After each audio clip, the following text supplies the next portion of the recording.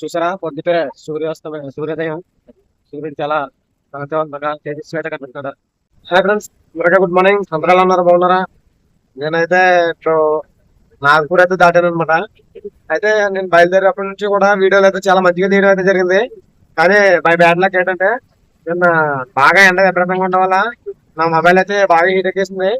Heat ఎక్కిన తర్వాత emergency call వచ్చి కీ అని అర్థం మొదలు పెట్టింది. అప్పుడు నేను టవల్ అయితే ఫుల్ గా తడిపేసి టవల్ మధ్యలో పెట్టేది ఒక చోట అయితే పెట్టడం జరిగింది ఒక గంట. తర్వాత అయితే మొత్తం ఫోన్ అయితే కూల్ అయింది.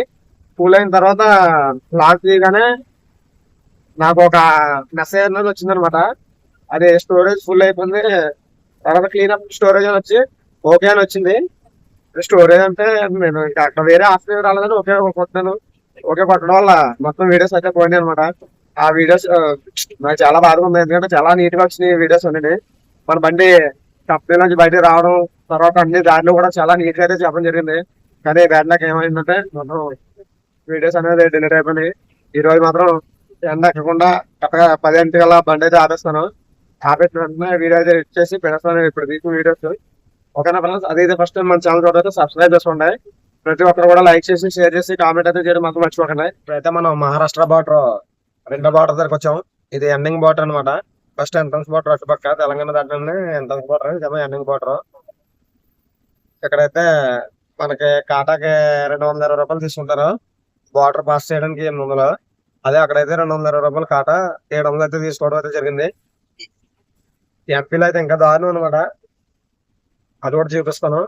మనం అయితే ఇప్పుడు మహారాష్ట్ర బార్డర్ అయితే దాటేసాం. అక్కడ మనం ఎంటర్ అవగానే కాటా ఎక్కిస్తే మనకి కాటా స్లిప్ ఇస్తారనమాట. ఈ కాటా స్లిప్ ఇస్తే ఇంతకు ముందు 700 తీసుకునేవారు, తర్వాత 800. కానీ ఇప్పుడైతే మనకి ఈ స్టాంప్ వేయడం కోసం 1000 రూపాయలు అయితే తీసుకున్నారు అనమాట. అదేంటంటే ముందుసారి వచ్చినప్పుడు 800 కదా అంటే 14 టైర్ కి 900 తీసుకున్నాం. రేట్ అయితే పెంచడం జరిగింది అన్నారు. 1000 రూపాయలు ఇచ్చాను. అలాగే డ్రైవర్ కి చాయ్ మమ్మల్ని అడిగితే మనకి ఒక 60 రూపాయలు అయితే ఇచ్చారు, 60 రూపీస్ ఇచ్చారు మనకి. ఓకేనా ఫ్రెండ్స్, ఎన్ని చోట్ల ఒక్కొక్క చోట ఇస్తుంటారో అడిగితే. ఎవరన్నా బార్డర్ లోకి వెళ్ళినప్పుడు అడిగి చూడండి, ఒకళ్ళైతే 100 రూపాయలు కూడా ఇస్తారంట. నాకు తెలియదు, ఇందాక మా బామ్మర్ది ఫోన్ చేస్తే 60 అడిగితే 60 రూపాయలు అయితే ఇచ్చారు. ఓకేనా ఫ్రెండ్స్, అలాగే మీకు ఎంపీ బార్డర్ లో ఎంత తీసుకున్నారో అక్కడ ప్రాసెస్ ఏంటి అన్ని కూడా చూపిస్తాను. కానీ అక్కడ ఇంకా ప్రాసెస్ అంటే బార్డర్ లో తీయడానికి కుదురుకోలేదు వీడియో. ఎందుకంటే మళ్ళీ ఎటు నుంచి ఏమి వచ్చినా సరే బండి మాత్రం రానివ్వరు, బయటికి ఆపేస్తారు.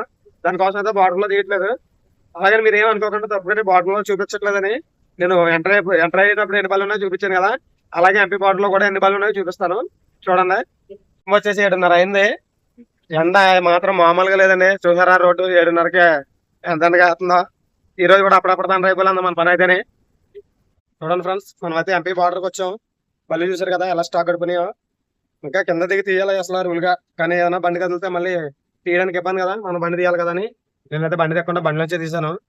ఇక్కడ ఈ బార్డర్ పాస్ అవడానికి కొద్ది టైం పడితే మన డ్రైవర్లు ఇక్కడ కొద్దిగా మిస్టేక్ చేస్తుంటారు. ఏంటంటే మధ్యలో దూరిపోతుంటారు అనమాట. వాళ్ళ స్వార్థం కోసం వాళ్ళు వెళ్ళిపోవడానికి చూస్తుంటారు తప్ప, వెళ్తే అందరూ వరుసగా వెళ్తాం కదా, లైన్ ఉంటే క్లియర్ గా ఉంటది కదా అని ఆలోచించరు ఎవరు కూడా. మధ్య మధ్యలో దూరిపోతుంటారు. అలాంటాడు బండి కూడా డ్యామేజ్ అవుతుందనే కొద్దిగా భయం కూడా ఉంటది. ట్రాఫిక్ లో బైక్స్ దూరిపోతాయి కదా, అట్లా అయితే దూరిపోతుంటాయి ఇక్కడ బళ్ళు. లారీలో ఇంత పెద్ద లారీలతో వాళ్ళ ఆ విధంగా ఎలాగా డ్రైవ్ చేస్తారనేది కూడా మనకి అర్థం కాదు. కొద్దిగా మైండ్ అప్సెట్ అయిపోతుంది దాన్ని చూస్తుంటే. ఎందుకంటే ఒక 5 అడుగులు గ్యాప్ ఉందంటే ముందు బండికి మన బండికి దూరిపడానికి చూస్తుంటారు అనమాట వాళ్ళు. దాని గురించి మనం గ్యాప్ అనేది ఎక్కువ పెట్టుకోకూడదు. మొత్తం మీద మనల్ని అయితే ముందుకు వెళ్ళారనమాట. ఇటుపక్క ఈ డ్రైవర్స్ అందరూ కూడా అంతే. ఇటుపక్క వాళ్ళు అయితే డ్రైవర్స్ అంతా ఎక్కడన్నా ఒకటే, కానీ వీళ్ళైతే కొంచెం మూర్ఖత్వంగా ఉంటారు. దూరిపోయి ఎందుకు వచ్చో అని వాళ్ళు మనల్ని అయితే రివర్స్ అవుతారు. కాబట్టి ఇలాంటి వాళ్ళ వల్లే మన పరుగు పోతుంది. డ్రైవర్స్ మాట్లాడడం కూడా కారణం ఇలాంటి వాళ్ళ వల్లే. వీళ్ళ ప్రవర్తన కొద్దిగా మార్చుకుంటే బాగుంటది అని అనుకుంటున్నాను నేను. ఫ్రెండ్స్, మనం ఇక్కడికి వచ్చేసరికి 7:45 అయితే అయింది. ఇప్పుడు ఎగ్జాక్ట్ గా టైం వచ్చి 8:15 అయింది, అంటే అరగంట అయింది. అరగంట బట్టి నుంచి కూడా గట్టిగా కదిలితే ఒక 10 బళ్ళు అయితే కదిలినాయి మన ముందు. కొద్దిగా లోపలికి అయితే రావడం జరిగింది రోడ్డు నుంచి. చూసారు కదా ఎన్ని బళ్ళు ఉన్నాయి, ట్రాఫిక్ బండి వెళ్తుంది మన ముందు.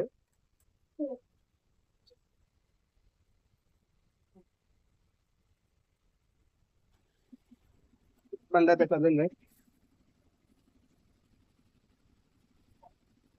కొంచెం కదిలేసరికి మనకైతే ధైర్యం వస్తుంది. ధైర్యం మనమైతే ఎంత నిద్ర లేకుండా వచ్చినా సరే ఇక్కడైతే టైం అంతా వేస్ట్ అయిపోద్ది అనమాట. ఎప్పుడు వచ్చినా ఎలా ఉంటుంది ఇక్కడ, డే టైంలో వచ్చినా నైట్ టైంలో వచ్చినా సరే ఎలా ఉంటుంది. మనమైతే మొన్న నైట్ పడుకోలేదు, నిన్న నైట్ పడుకోలేదు. చాలా దారుణంగా అయితే నిద్ర వస్తుంది. ఎక్కడన్నా చెట్టు నడిచి పడుకుందాం కదా అనుకుంటున్నాను, కానీ ట్రాఫిక్ చూస్తే ఇంకా అవ్వలేదు. ఈ బార్డర్ దాటిన తర్వాత ఎక్కడన్నా చెట్టు బార్డర్ దాటిన తర్వాత ఇంచుమించు ఒక 20 కిలోమీటర్ల వరకు కూడా ఘాటీ సెక్షన్ ఉంటది. అక్కడ ఆగడానికి ఉండదు. ముందు ఆగిపోతే సరిపోయిన, ముందు ఆగుదామంటే ముందు కుదరలేదు ఆగడానికి. ఎక్కడ బండి పార్క్ చేసుకోవడానికి లేదు. దాని గురించి అయితే అలా ఎలా ముందాగుదాం అనుకుంటా ఎంపీ బార్డర్ లోకి అయితే వస్తాం. ఈ బార్డర్ పాస్ అవ్వాలి. డబ్బులు నిజంగా చెప్తే నమ్మరు. మన కిరాయిలు ఎంత ఉంటాయో అనేది అయితే పక్కన పెడితే, మనకి మాక్సిమం బండి ట్రిప్ వెళ్ళొచ్చిందంటే 20,000 మాత్రం వీళ్ళకి దొబ్బెట్టాలి. వీళ్ళకి చదివించాలన్నమాట. మనం చదివించడం అంటే ఇప్పుడు పెళ్లికి వచ్చి మన కట్టర్లు రాస్తారు చూడు, ఆ టైప్ అయితే మనం వీళ్ళందరికీ కూడా, ఆపిన వాళ్ళందరికీ కూడా డబ్బులు ఇచ్చుకుంటూ వెళ్ళాలి. చాలా బాధ. ఎందుకంటే మనకి మిగిలే డబ్బులు అంతా కూడా రోడ్డు మీద పంచిపెట్టాలి. మనకేదో మనమేమో సంవత్సరానికి ఎలాగా పర్మిషన్ తీసుకుంటాం పెట్టి, నేషనల్ పర్మిట్ 25,000 పెట్టి, అయినా సరే బార్డర్లు పాస్ అవ్వడానికి మాత్రం వీళ్ళు డబ్బులు కట్టాలి. ఇది ఎక్కడ రూల్లో నాకు అర్థం కావట్లేదు. ఇప్పటివరకు ఎవరో ఏ డ్రైవర్ కూడా అడగలేదు. అడిగినోడిని కొడతారు కాబట్టి ఇంకెవరు కూడా పట్టించుకోరు అనమాట. ఒకవేళ దీని గురించి ఎవరికైనా తెలిస్తే కామెంట్ చేయండి. ఎందుకంటే ఇలాంటి బార్డర్లు ఉండకూడదు, అయిపోయడానికే చూడాలి మనం. ఈ బార్డర్ల వల్ల కొన్ని కోట్ల ఆదాయం అయితే ఎక్కడ పోతుందో తెలియదు. మహారాష్ట్ర బార్డర్ ఒకటి, ఎంపీ బార్డర్ ఒకటి, కొన్ని కోట్లు అంటే కోట్లలోనే ఆదాయం డైలీ కూడా.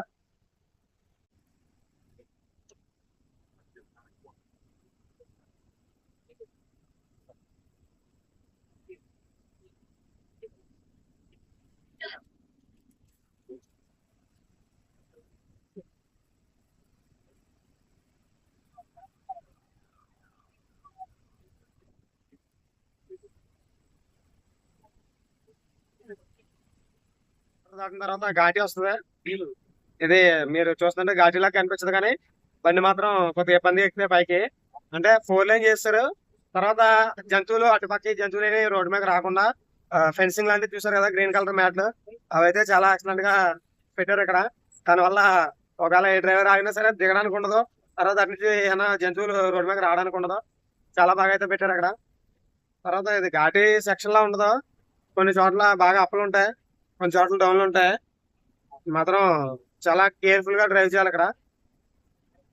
దూరంగా కనిపిస్తుంది చూసారు కదా కొండలో, ఆ కొండలో మనం అయితే ఇప్పుడు ఎక్కేది. అది ఎక్కినట్టు ఉండదు, దిగినట్టు ఉండదు, కానీ కొన్ని కొన్ని చోట్ల అయితే బాగా ఇబ్బందిగా ఉంటుంది బండి ఎక్కడానికి. అంటే చాలా మంది ఏమనుకుంటారంటే ఘాటి అంటే సింగల్ రోడ్ అనుకుంటారు, కానీ ఇక్కడ 4 లైన్ ఘాటి చాలా బాగుంటది. ఎవరు వచ్చినా సరే, డ్రైవింగ్ కొత్త వాళ్ళు వచ్చినా సరే ఇబ్బంది ఉండదు అనమాట ఘాటి ఎక్కడానికి కానీ దింపడానికి కానీ. కానీ దింపేటప్పుడు మాత్రం దయచేసి ఎవరు కూడా న్యూట్రల్ చేయకండి. న్యూట్రల్ చేయడం వల్ల బ్రేక్ బ్యాండ్ లో హీట్ ఎక్కేసి పట్టేసుకుని మళ్ళీ తర్వాత ఏమైనా ప్రాబ్లం అనే అవకాశం ఉందో, ప్రాబ్లం అయ్యే అవకాశం. కాబట్టి న్యూట్రల్ చేయకుండా గేర్ లో దింపుకుంటే చాలా బాగుంటది. బండికి ఇబ్బంది ఉండదు, మనకి కూడా డేంజర్ ఉండదు. చూస్తున్నారు కదా కొండ, ఆ కొండలో ఎక్కేది మనం. ఈ ఎంపీ కోట దాటేసాక ఎక్కడన్నా చట్నీ ఉంటే మాత్రం కంపల్సరీ ఆపేసి వంట చేసుకొని శుభ్రంగా తినేసి సాయంత్రం వరకు పడుకుని సాయంత్రం అయితే వెళ్తాను.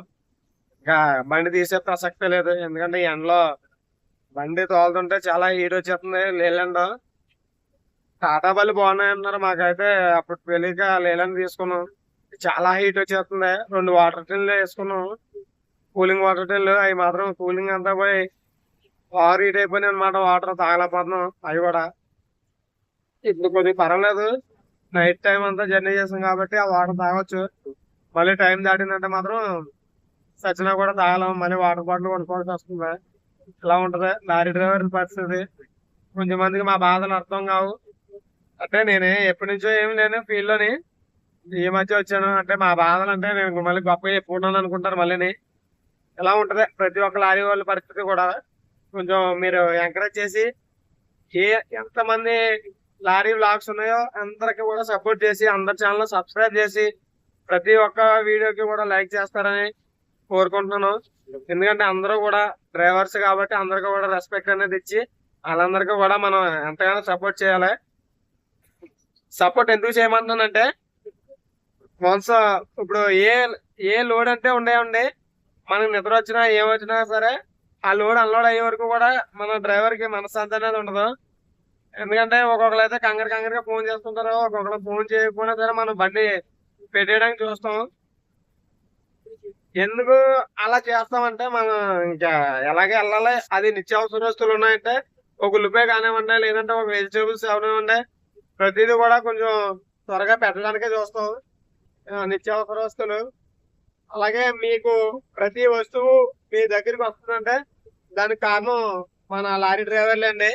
కాబట్టి అన్ని మనసులో పెట్టుకొని లారీ డ్రైవర్లు ప్రతి ఒక్కరు కూడా సపోర్ట్ చేస్తారని, అలాగే మీకు ఎక్కడన్నా లారీ డ్రైవర్ కనిపిస్తే వాళ్ళకి కొంచెం రెస్పెక్ట్ ఇచ్చి ఏదో ఒకటి మీరు కూర్చునే టైంలో వాళ్ళు వచ్చి నుంచుంటే కొద్దిగా రెస్పెక్ట్ ఇచ్చి సీట్ అనేది ఇవ్వండి అలాగా ఎక్కడన్నా హోటల్ దగ్గర. ఎందుకంటే వాళ్ళు చాలా నిద్ర సుఖం లేకుండా చాలా ఎడాక్ట్ గా ఉంటారన్నమాట. నిద్ర లేకుండా డ్రైవింగ్ చేసి కొద్దిగా రిలీఫ్ అవడం కోసం ఏదో హోటల్ గా టీ తాగడం కావాలి కాబట్టి అలాంటప్పుడు మనం అర్థం చేసుకొని మనం వాళ్ళకి కొద్దిగా రెస్పెక్ట్ అనేది ఇస్తే చాలండి. ఓకేనా? ఆ రెస్పెక్ట్ వాళ్ళు చాలా పొంగిపోతుంటారు. ఈ నైట్ అంతా జర్నీ చేసిందంతా కూడా ఆ బాధ అంతా మర్చిపోతారు అనమాట. మనకే కూడా చాలా మంది రెస్పెక్ట్ ఇస్తున్నారు, అది పర్వాలేదు మన ఫీల్డ్ అని వాళ్ళకి ఒక స్వభావం కలిగింది అనమాట. దాని గురించి అయితే మిమ్మల్ని రెస్పెక్ట్ అనేది ఏమవుతున్నాం. ఓకేనా? లారీ డ్రైవర్కి ఎందుకు సపోర్ట్ చేయమంటున్నానంటే మనం కొనే ఏ వస్తువు సరే సకాలంలో మనకు అందుతుందంటే, అది కూడా రేట్ తక్కువగా అందుతుందంటే మాత్రం అది ఒక డ్రైవర్ గురించేనండి. ఎందుకంటే వాళ్ళు బండి అనేది టైం పెట్టడం వల్ల రేట్ అనేది మనకి అనుకూలంగా వస్తుంటాయి. ఒక్కళ్ళు అయితే కొద్దిగా లేట్ ఉన్నప్పుడు మళ్ళీ మార్కెట్ లో ఆ సరుకు ఉండదు కాబట్టి కొంచెం రేట్ పెంచుతారు. కానీ ప్రతి ఒక్కరు కూడా సకాలంలో సరుకులు అందించడం వల్ల ప్రతి ఒక్కరికి కూడా రేట్లు అయితే తక్కువగా ఉంటున్నాయి. ఇంకా అలా చెప్పుకుంటా పోతే చాలా ఉన్నాయండి. ప్రతిదీ కూడా డ్రైవర్ అయితే చాలా గొప్ప. ఇప్పుడు మనకు అన్నం పెట్టే రైతు ఎంత గొప్ప, అలాగే మన అవసరాలు తీర్చే మన డ్రైవర్ కూడా అంత గొప్ప. అలాగే మన ప్రాణాలు కాపాడే మిలిటరీ అన్నలో వాళ్ళు కూడా సైనికులు వాళ్ళ ప్రాణాలు పణంగా పెట్టి మనల్ని అయితే రక్షిస్తుంటారు.